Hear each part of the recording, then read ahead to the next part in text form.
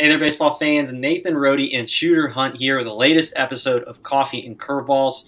Shooter, we are burning through coverage of the 2022 future games. We've talked about position players. Now we're on pitchers. Now specifically looking at 2025s from the event.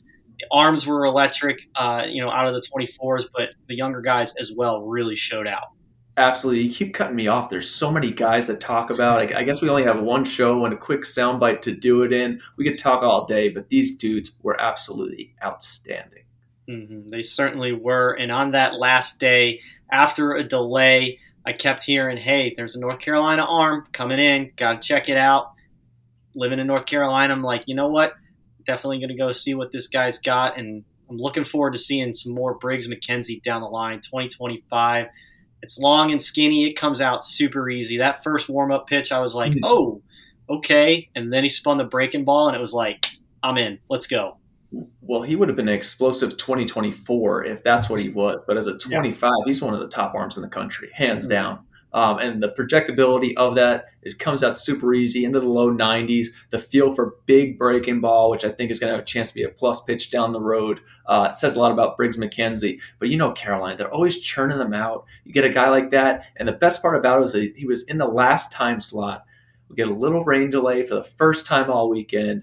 The sun goes down. It's dark. It was like he was pitching under the lights on Friday night at whatever school he ends up wanting to go to. Yeah, it was definitely very impressive. But as always, arms rolling out of the state of Texas. Xavier Mitchell is one of those guys. Southpaw. He's got that long 6'3", 160-pound frame. Tell us a little bit more about him. Oh, man, that last time slot was loaded. Xavier Mitchell threw in the same one. He was up to 87, zero effort from the left side. He's about 6'3", maybe 160, 165.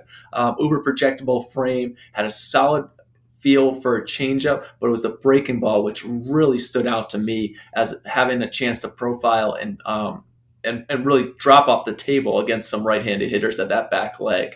But the velo is going to continue to climb because of that effortless athleticism that he has. I'm looking forward to getting back down to Texas to follow him the next few years. Out of Illinois, we've got a square shoulder guy up to 90, super easy, in Jack Bauer. What else can you tell us about him other than we're going to have a bunch of 24 jokes for the next 5 years? Well, that's 6'3", 6'4", square shoulders. I'm not even looking past that stuff of the TV. Because I talked to Drew Lacascio, he's like, hey, you got to check out this Jack Bauer kid. He's going to be pretty good. Hey, bud, he's up to 90 as a freshman, and it's coming out that easy. That's more than pretty good. At solid feel for a changeup, slows the arm a little bit, developing feel for that breaking ball. But it's so easy to dream on the way that the arm works and the fact that he's going to throw much harder. Starter profile, going to have to see this kid from Illinois. Out of Louisiana, we've got Marshall Luke, who gets on the mound. He's super athletic. He could be a position player too, but obviously the upside on the mound is too much to look away from. He struck out 4 in his appearance. Tell us a little bit more about him.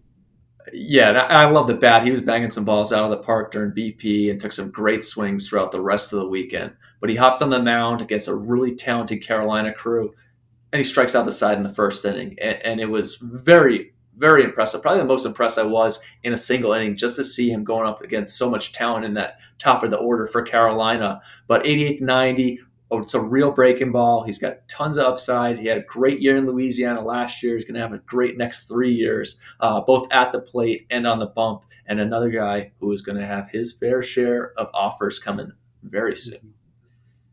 Out of Arizona, we got Jack Laughton, 6'5", 165 pounds. He was up to 87, spinning a slider there. I would think, obviously, with that frame, a little bit more to come down the line.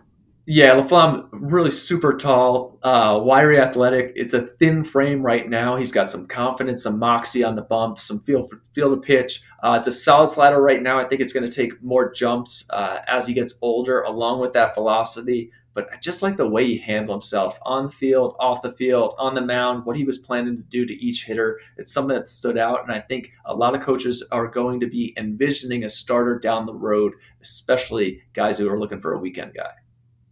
Excellent. So there you have it, a look at some 2025 arms that were top from the event. Tons of other guys also stood out, just too many to talk to in little quick bits here. So be sure to check out prepbaseballreport.com for more. And as always, for Shooter Hunt, I'm Nathan Rohde. This was Coffee and Curveballs. And until next time, we'll see you guys at the ballpark.